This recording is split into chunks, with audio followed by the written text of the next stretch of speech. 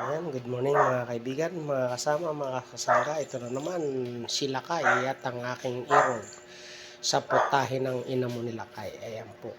Ayan.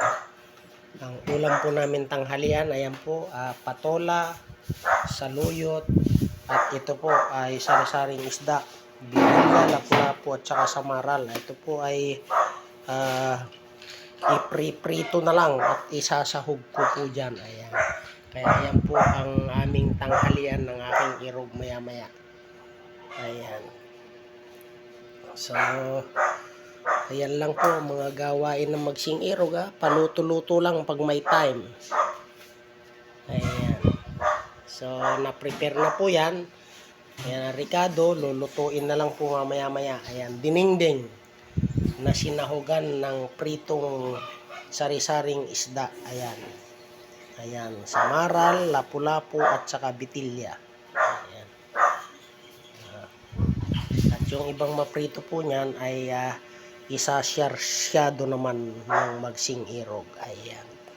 Sa putahin ng ina mo ni Lakay. Ayan. Kaya halina't tikman ng mga lutuin ni Lakay sa putahin ng ina mo. Ayan. At ang aming merienda po ay ito.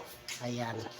Merienda ng magsing irog. Ayan po ay nilagang kamote. Ayan. At maganda po yan sa digestive system. Ayan. Maganda po sa kalusugan yan. So, yan po ang merienda ng magsing irog mamaya-maya. Ayan. Damay na po ang hapunan yan. Ayan.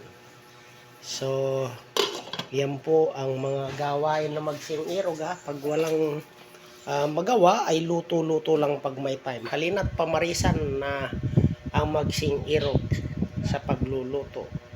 Ayan, sa putahin ng ina mo nila kay dinengdeng. Ayan, patola, saluyot with sahog na sari-saring isda. Ayan, samaral, lapu-lapu at bitilya. So yan lang po, muli magandang umaga at naway pagpalain tayo ng pong may kapal.